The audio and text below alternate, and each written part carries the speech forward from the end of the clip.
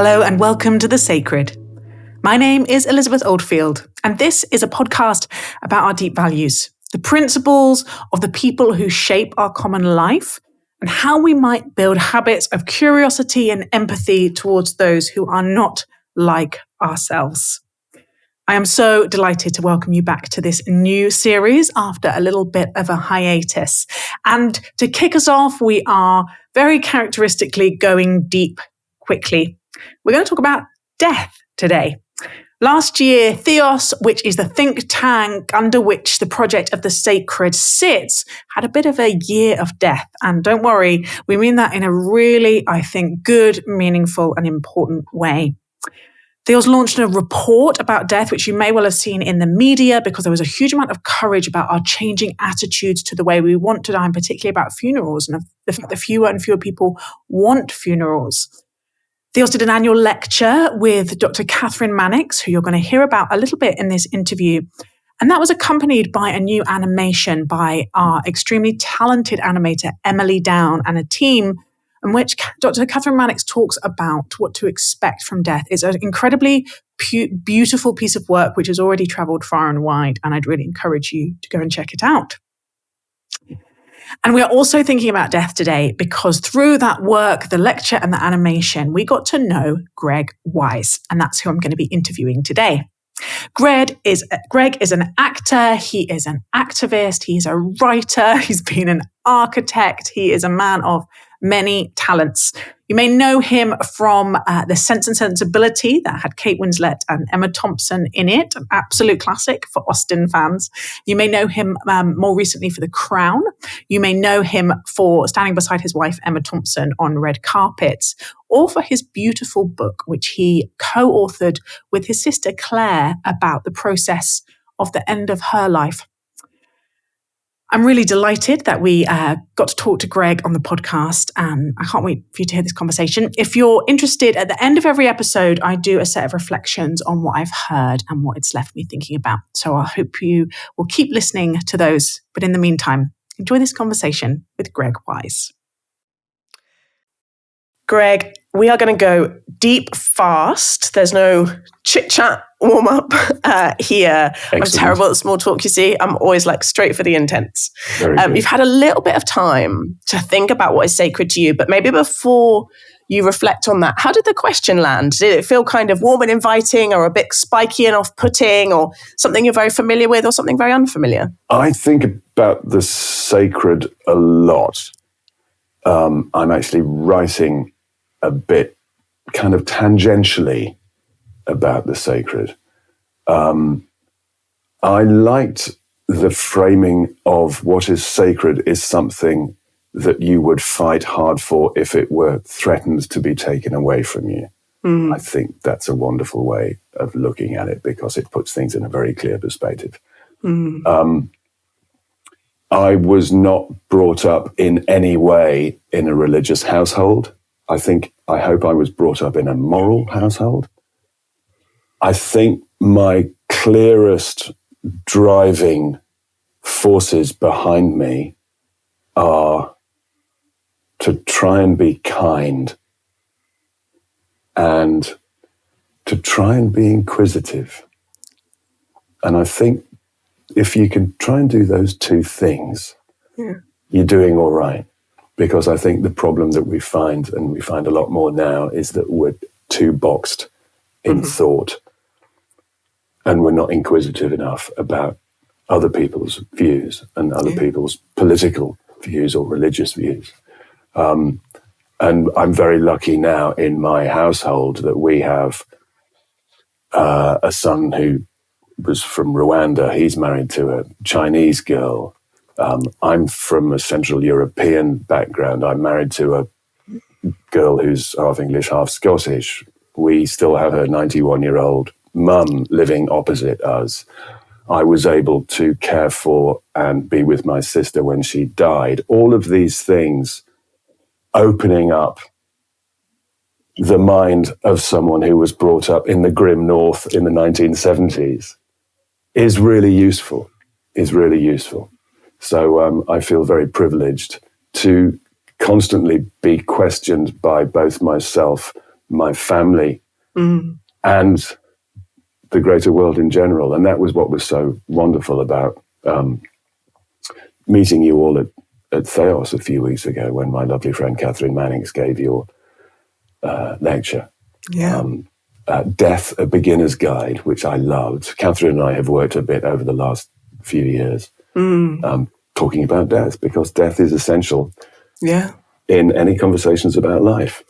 It's one of the ways I sometimes frame the question, what is sacred to you? Or more kind of, what kind of life do you want to live, is what do you want people to say about you at your funeral? And it really clarifies the mind, right? Like if you're going to die in a few years, what do you want people to stand up and say about you? And are you living as if that is the case? And it just removes some of the distractions. For sure.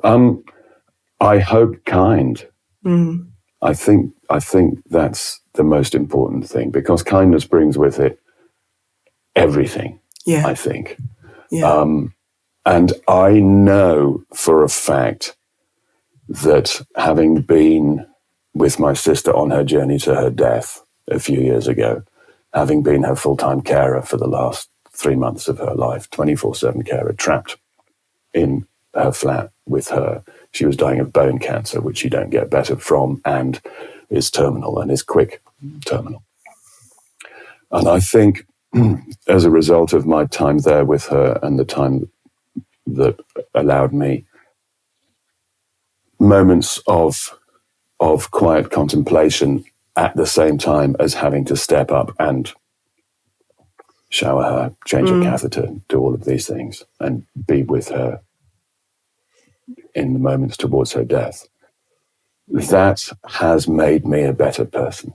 That has made me kinder and more compassionate and more generous and more caring, and hopefully less judgmental. And I think for me, that's been an essential shift, because of course we're the stars of our show, always, and especially as an actor. Come on, main character energy is a given.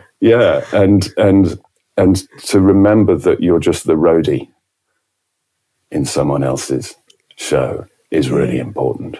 But in terms of the wider spirituality, and where I took myself off to after my sister died, is into nature. And that's where I resonate. And especially mountains, the high spaces.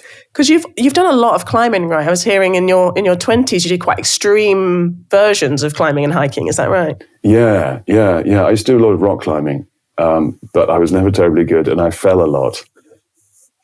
And over time, the falls became worse, and I lost the ability to be able to scale a vertical rock. But I never lost the pull of wanting to be up in the high spaces. So now I do what is obviously just as dangerous, in fact, probably more dangerous. I do winter mountaineering.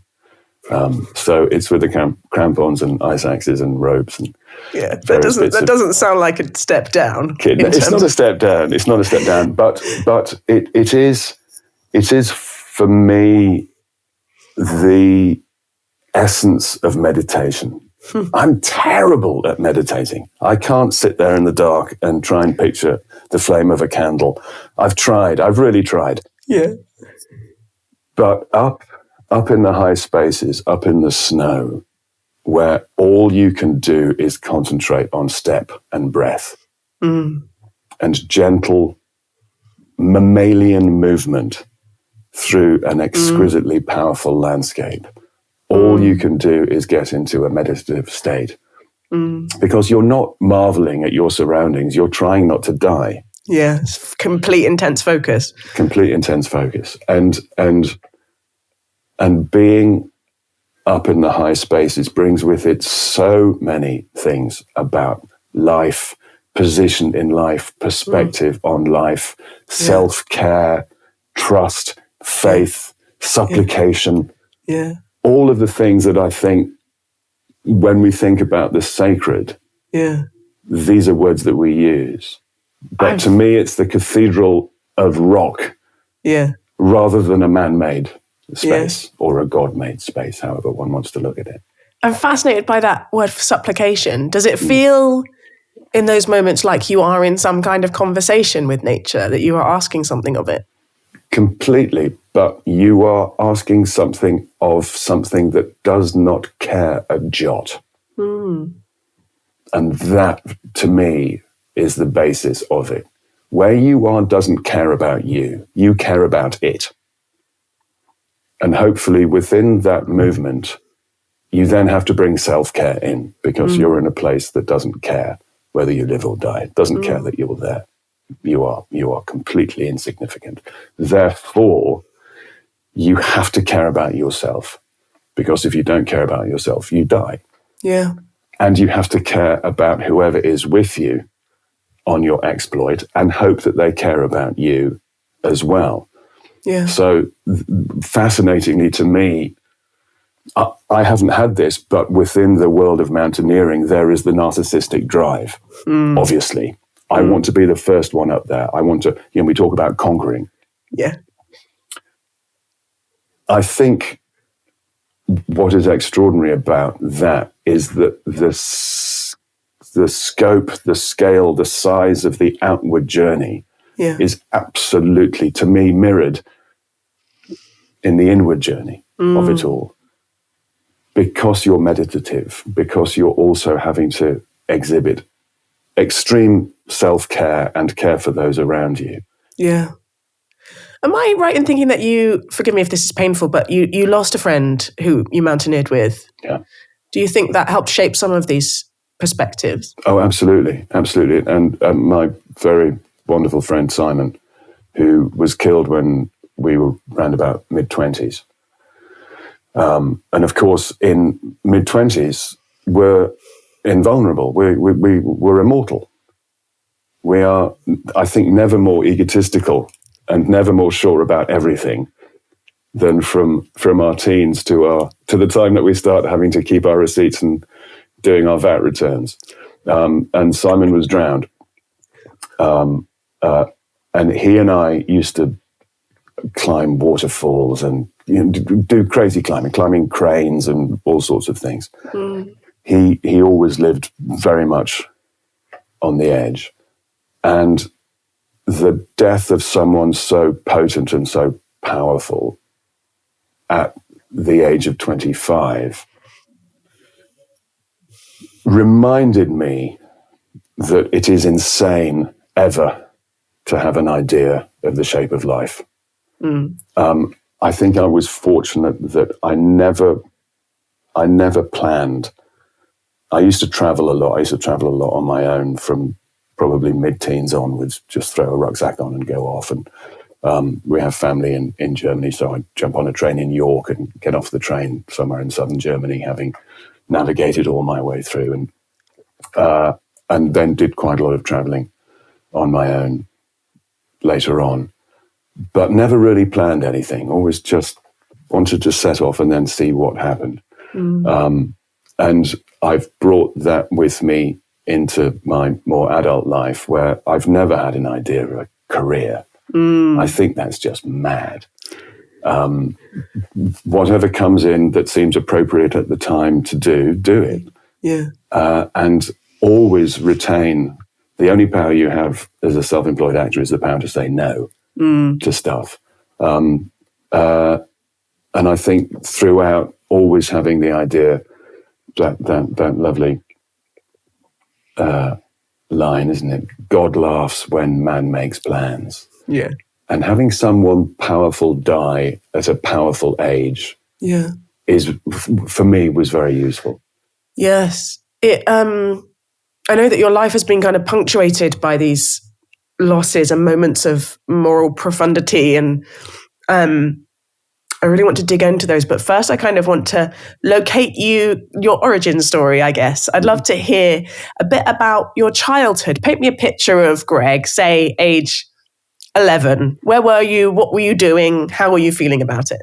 I was born in Newcastle, brought up pretty much in Northumberland. Yeah. We had a little cottage about 20 miles outside Newcastle where we'd spend all weekends and holidays. Yeah.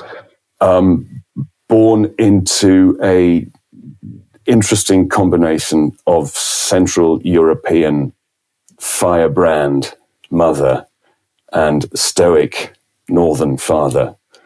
My mum's mum was Croatian. Her father was Transylvanian. They'd met in Paris. My mum was born in Paris, of Jewish stock. They came over in the early 1930s, stayed here when the war started. My mum was one of the first women to study architecture up in Newcastle. My dad was just leaving the university at that point. He then became a professor of architecture. Always a reasonably stormy marriage and a reasonably bumpy childhood. And it was then that I knew that my place of safety and emotional protection was in the landscape, was outside.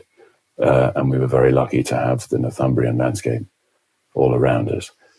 And that formed what I've carried on in my life. Interestingly, that my place of safety is a place that an awful lot of people would feel unsafe in. That I found my place of being swaying high in the treetops, having climbed every tree around me, climbing cliffs, fording rivers, doing all of these things. And that I've just kept pushing that, I suppose, in my life to the extent now that I do the winter mountaineering, which is dangerous. But it brings with it the idea of safety, because you have to retain the safety of yourself in an uncaring environment. And I learned that very early as a child. And from very early age, that was my safe space, being outside. It sounds sort of beautiful and also quite isolating. Forgive me if this is too nosy, but has that posture ever made it difficult to kind of be in trusting, reciprocal, to find your place of safety in others? Yes, but that's the glory about being alive, isn't it? And being with my wife now for half my life, 28 years. I sort of want to give you a high five. I feel like anyone who's had a long marriage should be celebrated. That's serious soul work. Yeah, serious soul work. A lot of work. I mean, it's anyone who thinks it's easy hasn't done it. I still know, and I'm still reminded by my wife, that when I spend too long on my own up in our cottage on the west coast of Scotland running feral, when I get back, it's tricky. It's the re-entry back into the atmosphere. It's coming back from the moon, and you burn through the outer atmosphere before you re-enter the stability of the world and the family life. And I know if I spend too long on my own, because I am hermetic, I'm happiest in the wilds on my own. That when I do have to come back and renegotiate how to live with my partner, with my family, it can be bumpy. But we're used to that. We're well versed in that anyway, being actors, because often we're away for weeks, sometimes months at a time, filming or doing a play or whatever else. And so the setup of the family dynamic anyway has been, there's always been moments where one or other of us has been apart, and then having to negotiate how to find our shape again at the end of that. Yeah. That sounds like a useful set of skills to have. You were in boarding school, I think. What was the experience of that like? It was a boarding school. I was a day boarder, so it was 6 days a week, from 8:30 till 5:30. Right. Every day. But I loved it. I was very fortunate that I loved school. And I was fortunate that I was both in the first team of rugby, and also I sang in the choir, which you weren't really allowed to do both things. You could be in two tribes. No, you couldn't. But even as a even as a young thing, because I loved singing, I loved the church music, but I also loved playing rugby. I thought, well, why can't I do both? So that was always an interesting dynamic there. And even at that young age, I didn't want to be told what I was and wasn't allowed to do. If stuff was on offer, I wanted to do whatever was on offer. Yeah. And I keep that in my life, being an actor, but also writing, also trying to make documentaries, also doing Strictly. Yeah. Just keep finding new things, new avenues of exploration. Yeah. What was the... it's got a reputation for being quite a religious school, and obviously there was... you were in church choir. How did that... what was your emotional experience of being in a school that was telling a Christian story? Or was it more in the background than I assume? No, we had chapel. We had chapel in the mornings. I went back in on Sundays, so even 7 days a week. Even though I was there 6 days a week, I also went in on a Sunday morning. I loved the church music, and we had a wonderful... Did you get to sing in the minster? I sung solos in the minster. Wow! I had a piece written for me actually to sing at the very top of the rood screen. I went to York University, so it's a very dear place to me, the minster. Oh, it's the most beautiful, beautiful, beautiful building. And I was singing a solo right at the top of the rood screen, really high, both within the church and also in the notes that I had to achieve. And then I had to sprint down the stairs, these winding stairs, all the way down to the bottom to do a duet with another chorister,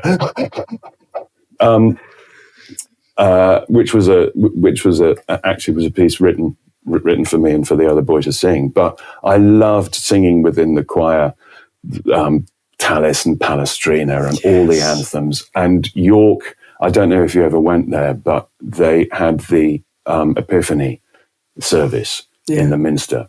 And they had the Minster Song School starting off in the Zouche Chapel and us starting in the chapter house. And they turned off all the lights in the Minster.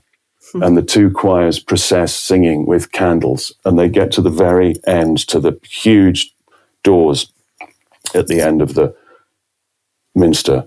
And as they walk down the aisle, the lights in the church come on behind them. It was. I think it was a Victorian construct that it was the light of God coming in. And it was exquisite, it's making my it's giving me goosebumps just thinking about it. It was beautiful, and I loved it. And what was wonderful, even though I had no connection to the dogma, I had a connection to the music and to the drama of it all, and how the music affected me as a singer and how it affected the people listening to it. Yeah. And still now I feel that. I mean, I've just been doing a pile of charity carol concerts over the last couple of weeks. And I love singing in church. It's wonderful. Yes. I went to a carol service last week and they'd rocked up all the carols and I was like, no, we want contemplative and solemn tradition. I want to be able to do the descant on the last verse because I know all the descants. Yeah, get the guitar out of here. Why is there a guitar in here? Speaking of drama, when did the sense that acting might be something that you wanted to pursue begin to emerge? Was it a slow burn or a real gear change? Because you studied architecture first, right? I studied architecture first, but I knew then as I was studying, before I started studying, that I probably wanted to try and be an actor. Right. That's a long course to do as a... I just did the first degree. I only did 3 years. Okay. But I was Joseph in the Nativity play at my kindergarten, where they then expelled me shortly after. The only person I know who was expelled from nursery school. It was great. I think I had a lot of energy, and I didn't quite know what to do with it.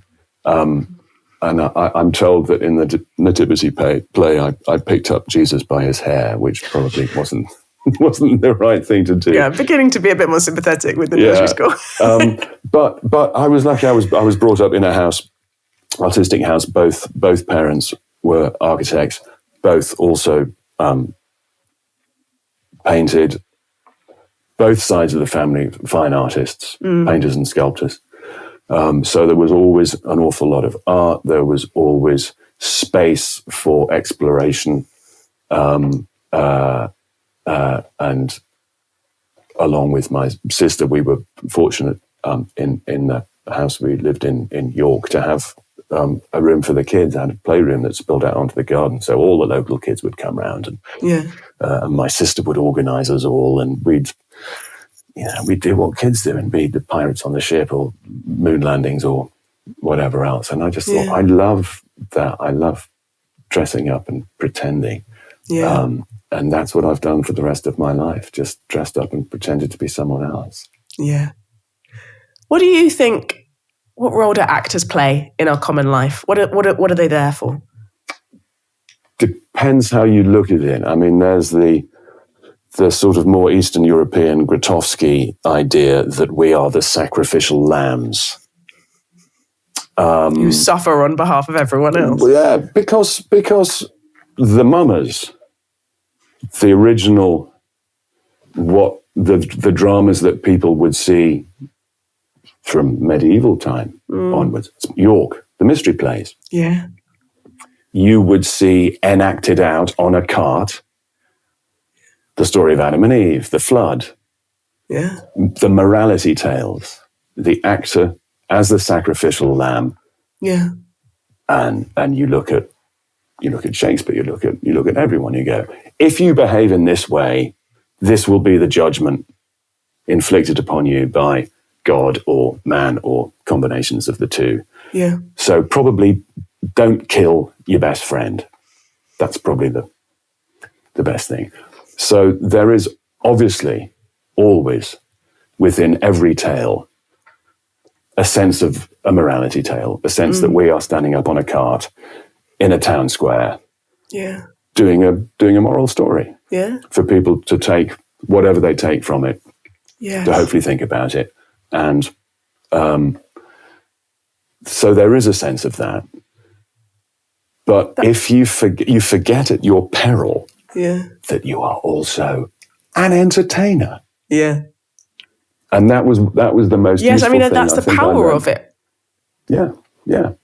My first job, leaving drama school, where I'd spent 3 years, doing Shakespeare and Chekhov and Gorky and whoever else, and learning the Stanislavski and movement and voice, and I suppose reasonably full of myself and a little bit precious. And my first job was a rock and roll musical at Liverpool Playhouse, which I was obviously thrilled to get because I got my equity card with it and I got paid. Yeah.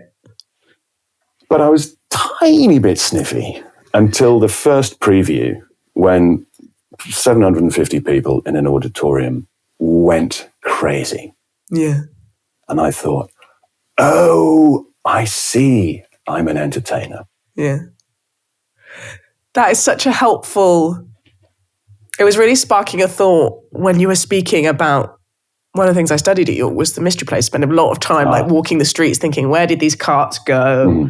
How did these stories? And they were obviously in a pre-literate age, right? Pre the translation of the scriptures into English. And I had never thought of the performers in the mystery plays as essentially the preachers of the day, as essentially, I will communicate the sacred stories to you, and therefore I will help you think about how you live. That's it. And I think that is what good stories and good art does. It presents alternative lives and alternative paths to us in ways that help us go, okay, how do I want to live? What does this mean for me? What is good? What tends to end in heartbreak? You know, which type of characters tend to come out well? That kind of thing. But it's because that entertainment element is in there that we don't feel preached at or lectured. Yeah. You know, C.S. Lewis said he started writing fiction because it helps It helps truth sneak past the watchful dragons of the mind. There we are. In an amazing way. And you've just really joined some things for me there. No, absolutely. And also not to forget, alongside that you are able to push people into places they maybe don't want to go, as long as you also make them laugh. And if you make someone laugh, you can actually push the agenda quite a bit further. And one of the things about the mystery plays, they're very funny. Yes, they are. They are very funny. And when you look at Chaucer, it's very funny. And allegedly Shakespeare's very funny as well. But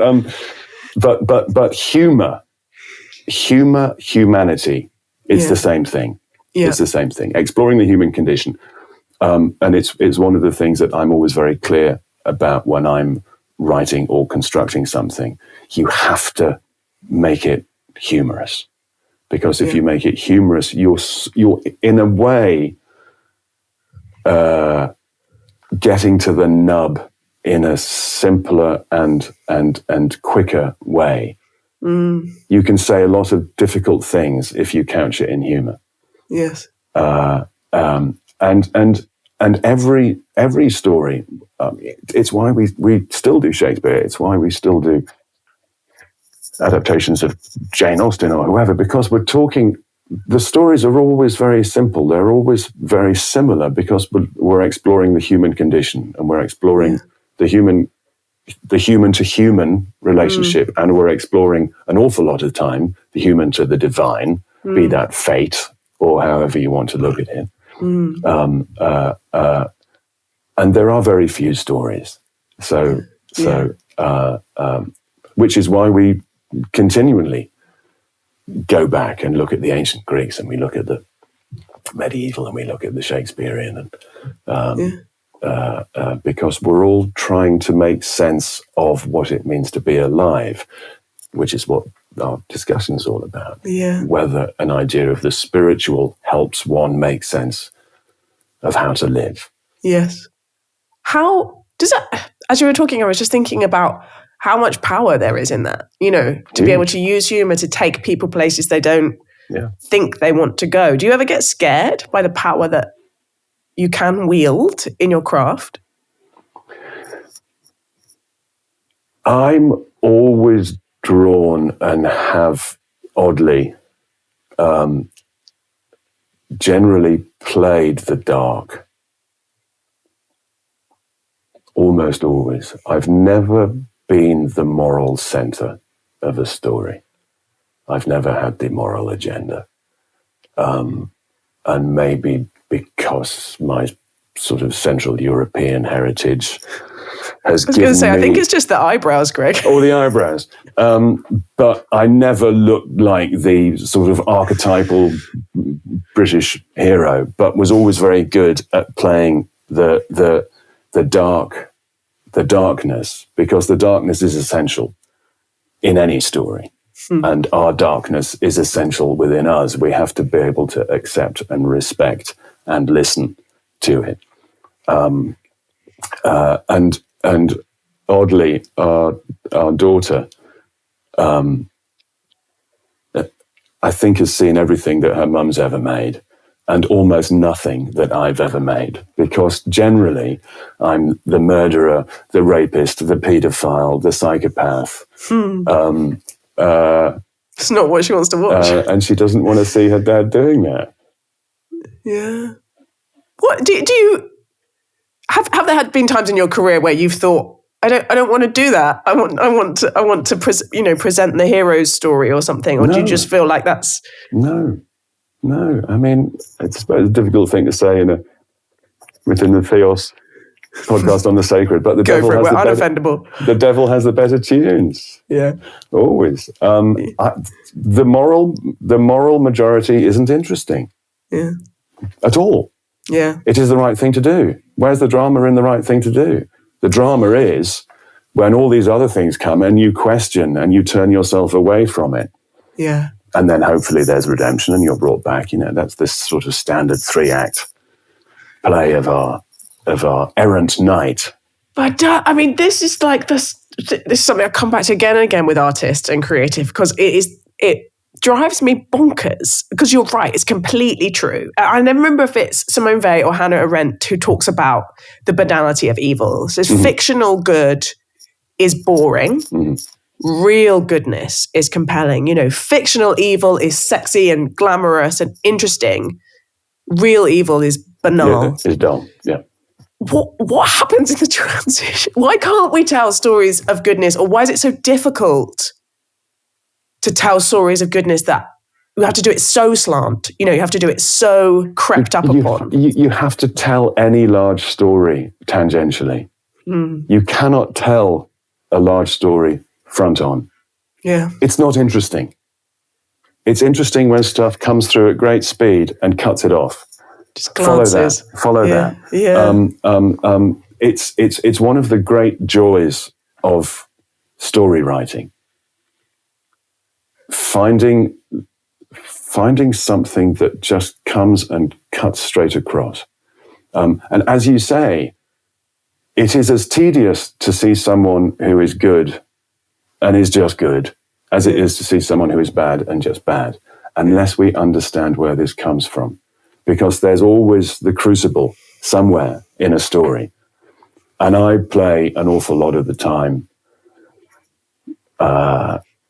difficult, dangerous people. And I always try and find a moment within the piece where, if we don't sympathize as an audience, at least we can understand and empathize. Because generally the dark is driven by a pain. Yeah. And it's a historic pain that is still being played out. If we can see the genesis of that, then we can understand. If someone's just evil for evil's sake, it's not interesting. Yeah. It's not interesting. We have to see the story within it. If someone is good for goodness sake, that's not interesting. We have to see, you know, the sinner who turns. Yeah. That's where the drama is. Yeah. Oh, it's so interesting. You give me such a juicy picture of a role that an actor can play in our common life. I'm always interested by these positions, the hats people wear, and how it's shaping the way we are together and our ability to treat each other as fully human, to be kind to each other, to offer that curiosity and empathy that you're talking about. One of the other hats that both you and Emma wear is campaigners around the environment and mental health, and latterly kind of grief and death. Did that just come very naturally, or was there a moment where you thought, okay, I have a responsibility to use my voice on some of these issues now? The grief and death, because of my sister, very much so, and because I was fortunate enough to be in a situation where I could drop everything and move in with her and be her carer and be with her up to her death. I'd also been with my mum as she died. I'd been with my dad all the way through to his death, but being my dad, obviously he was going to wait. I'd been with him for months. As soon as I said, I'm just going to take a week off, he decided to die. I think with my sister, because she'd written a blog when she originally was diagnosed with breast cancer, just to let people know what was going on. And then she really enjoyed the writing process and found she was actually rather a good and very funny writer. When she became too ill with the bone cancer and I moved in, I took over her blog as a form of self-defense in a way, because I didn't want to have to spend the precious moments that I had not looking after my sister calming all her friends down. Yeah. So I said, this is what's happening, here we are. And to start with, it was very factual and very sort of not cold, but understanding that I didn't want to ever write anything that would make someone pick up the phone and go, oh my God, what's going on? Yeah. The blog itself was written, as I say, originally as a sort of defense, and then it became actually a very important thing for me to be able to do, because I was alone with my dying sister for months, and it helped me, I think, in my mental health, but also to just try and explore a little bit of what it is to be alive and what it is to face mortality of the closest person in my life. And the book was taken up by a publisher, and I said, we can't edit this. This was written as a real-time document. We can't edit it. The most frustrated and kind of angry I was with my sister in my writing was the evening before she died. I didn't know she was going to die, and I didn't want to go back in and re-edit, making myself look lovelier. So the book was published, and I think has been very helpful, and that introduced me into the world of death and grief and end of life, and I felt that I could be useful within that world as a lay person, and I found myself on various book tours and at book festivals and places, public speaking about it, and finding myself public speaking with an extraordinary woman called Dr. Catherine Mannix, who was one of the first palliative doctors in the country and ended up running the Marie Curie Hospice in Newcastle for many years. And she'd just written a book about death. And we found ourselves talking together, and it was a very potent combination of an exquisite professional and an absolute idiot. And it was Catherine who was talking at the Theos event last month. And she and I have kept on our conversations, have kept working together. We're patrons of the death doulas. We do little bits of work with academics on how to talk to children about death. I'm involved in a wonderful organization called the Good Grief Trust. I still do work for Marie Curie and for Macmillan. I won an award earlier in this year from a Scottish palliative charity, just on my work on it's called the Demystifying Death Award, which is rather wonderful. It's wonderful. Isn't that great? So I find now that I feel immensely privileged. The death of my sister and the lead up to that was almost an exact balance of trauma and privilege. And I think a lot of life is a balance of trauma and privilege as well. I realize that actually I can be quite useful in being able to talk openly, honestly, and hopefully humorously about how bad we are in this country about end of life and death. I was watching you on Loose Women the other day, and it was just really funny because they were using all these euphemisms for death, like losing someone and passing away. And you're like, no, they died. They died. Let's just say death. It was really, even still now, the sense of like discomfort around it. And I wanted to ask about that divide, because I'm very interested in anything that has a potential to divide us from each other. And what do we need in order to be able to hold that relationship, to hold that connection? And when someone is themselves dying or is living with grief, we can feel like this huge chasm has opened up, that they are on the other side of some metaphysical, existential profundity that we don't know how to navigate. And it can be very lonely, I think. Yeah. What helps us cross that divide? What do we need to know, Greg? Wow, that's a big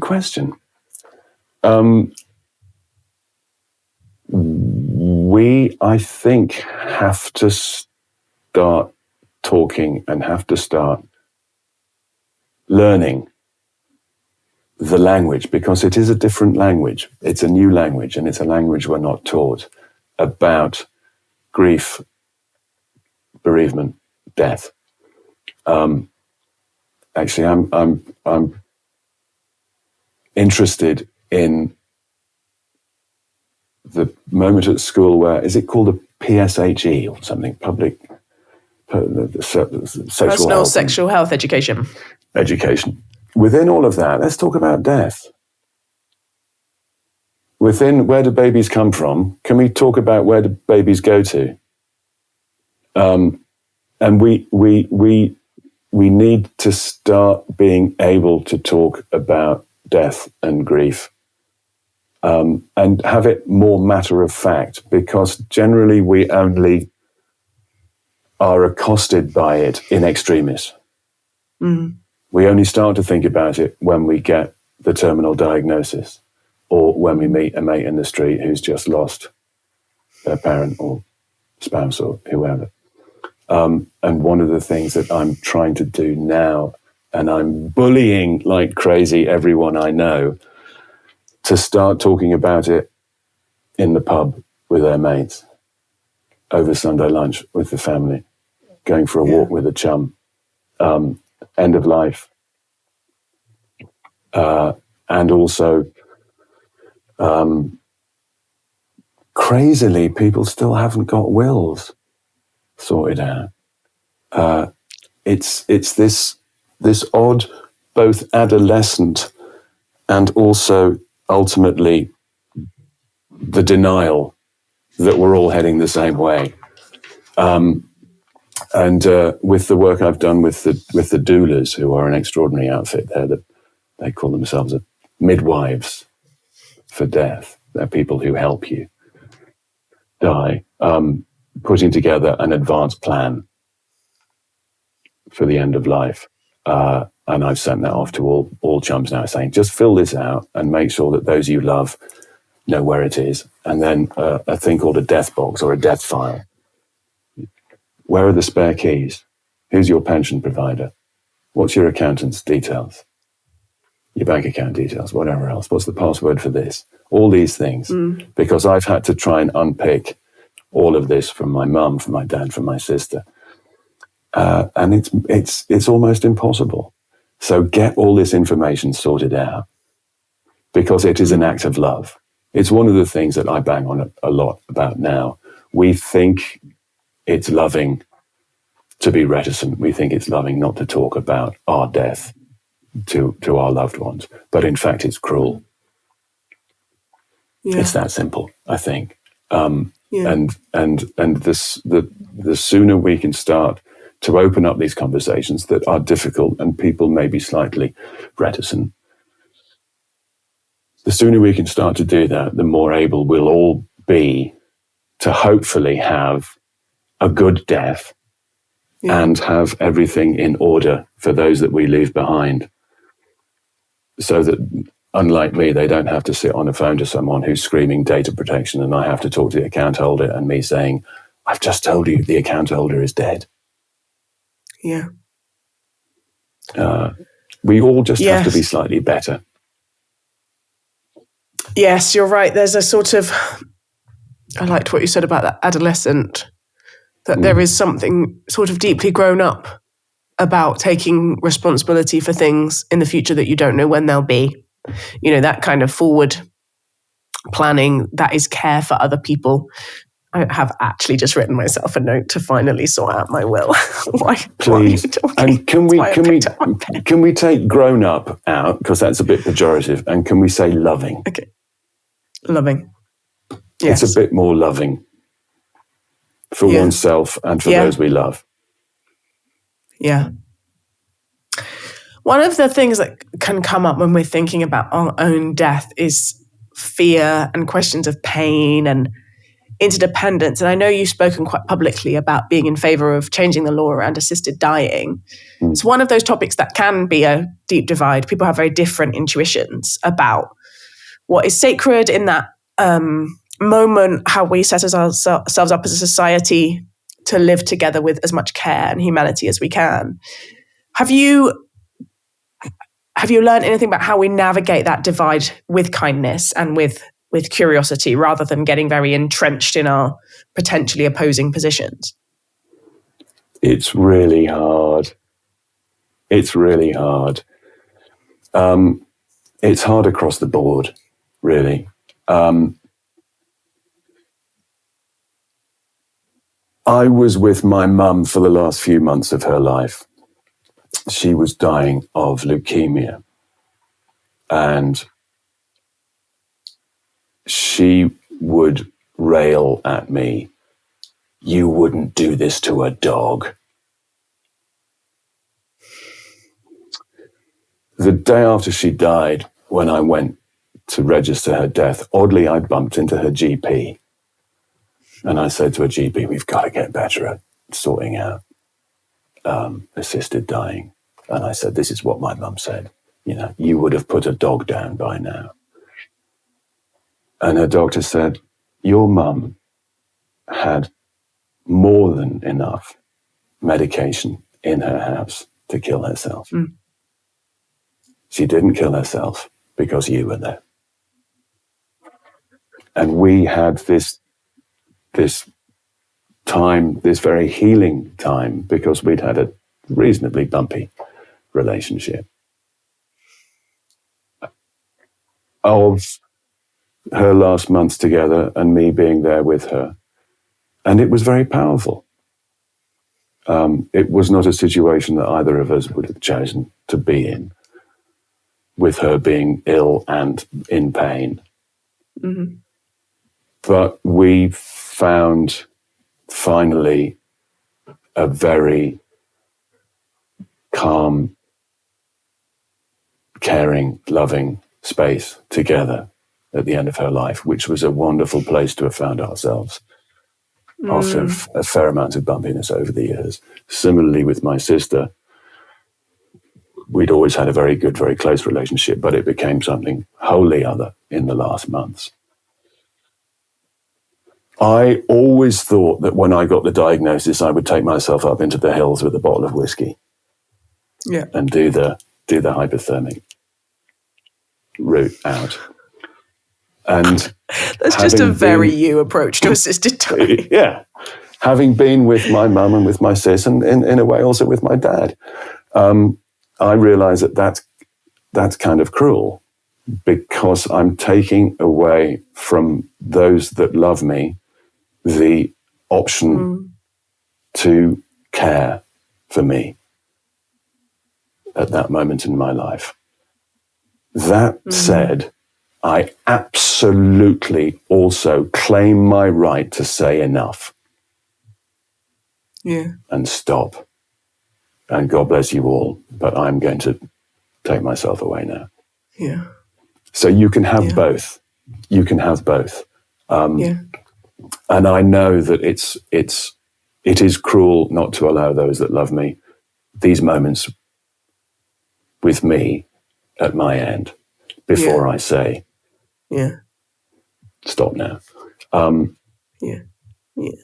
I think we have to find a way of being able to legislate for an assisted dying with all the checks and balances that will obviously be required, because, of course, the first thing someone says, yes, but what if they're just trying to save some money and they don't want to spend all of the cash that you would have left to them, keeping you in a nursing home for the last 6 years? There's always going to be these issues. But we have to be able to approach this with the kindness and compassion that hopefully will be shown to us when we are in this same position. I'm certain that it will happen at some point. All the polls, all the Ipsos Mori polls, whatever else that comes out reasonably regularly, has round about 70% of the population wanting it. But for whatever reason, we can't legislate for it. That will change at some stage.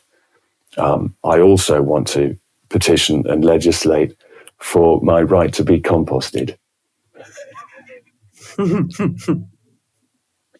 Which is not legal at the moment. I think, yes. Which is a beautiful metaphor as well as an actual thing that happens, I think.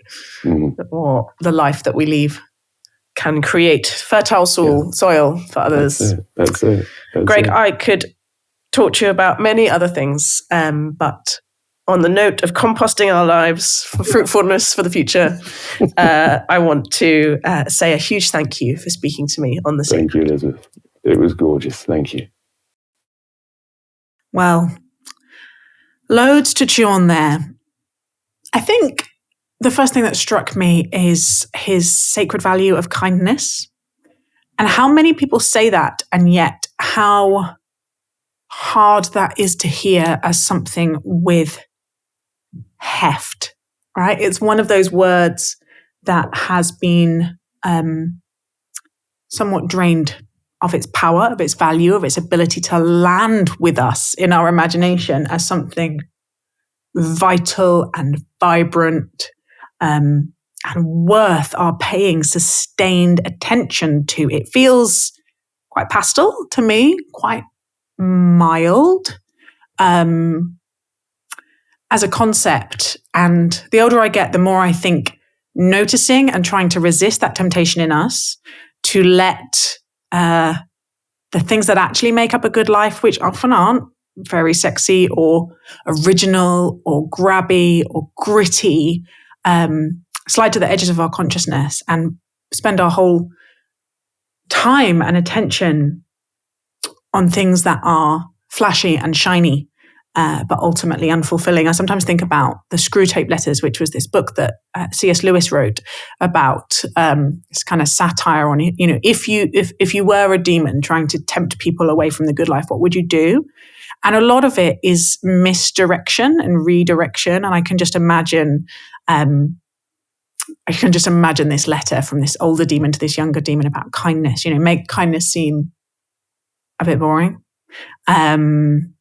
Make cynicism seem attractive. Let cynicism appeal to your unstable ego and your status craving. And just, forget about kindness. It's something that we grow out of. It's something for children. It enrages me how fragile we are as humans and how easily led away from the good. And so it was great for Greg to really put that front and center again. I love the phrase he used, cathedral of rock. Did you hear that? I really loved this picture of him climbing and this spirit. It's very spiritual terminology he's using, right? About supplication on the mountain and realizing your own insignificance. I think a lot of people have a sense that when you strip everything back, when it's just kind of you and the natural world, there's a clarity around that. There is an ability to see what's important. There's an ability to see yourself a bit more clearly as well as the world. The cathedral of rock, going to it in supplication has really stayed with me. And what really struck me with Greg is his freedom. When I was preparing for the interview, it's like, this is an interesting CV. Yes, he's an actor and he's perhaps best known as an actor, but there's been whole swathes of time where he's not been acting. He's been looking after his kids, or he's been being a garden designer, or he's been nursing his dying sister, or he's been doing all kinds of things which probably we don't know about. It's none of our business. And how sort of refreshing that is, because he's got no doesn't feel the need to explain it away. So there's so much CV advice that's like, don't have a gap in your CV, don't change course, that we expect very talented and ambitious people to sort of have this straight line of better and better things within one particular field. And I really like the comfort that Greg has with just, I don't have a plan. I do what I'm interested in. I do what I'm good at. I do what feels good to me in the moment. Probably partly, so much of this is ego. That feels closer to where I am, planless.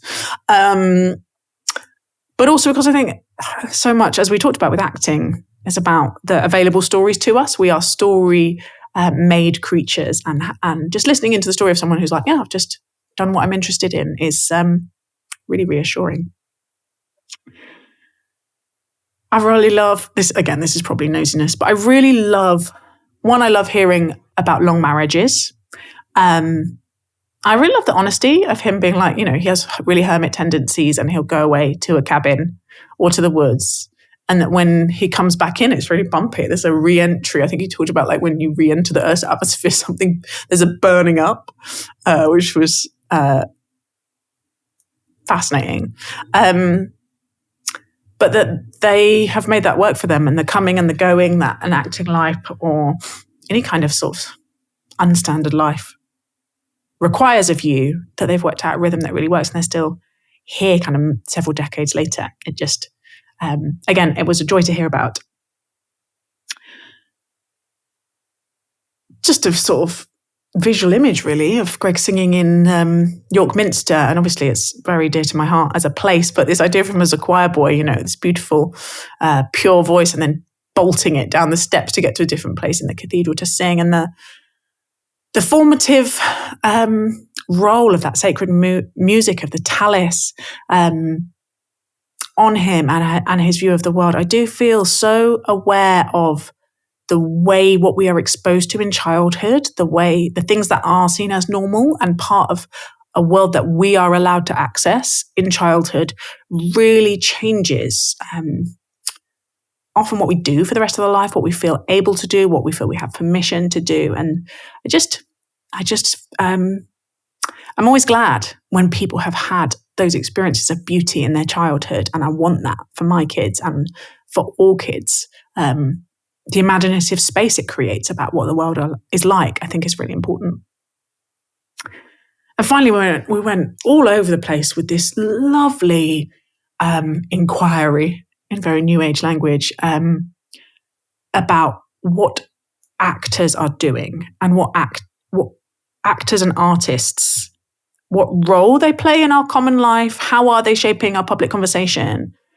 And it will really stay with me, this sense of almost every play is a mystery play.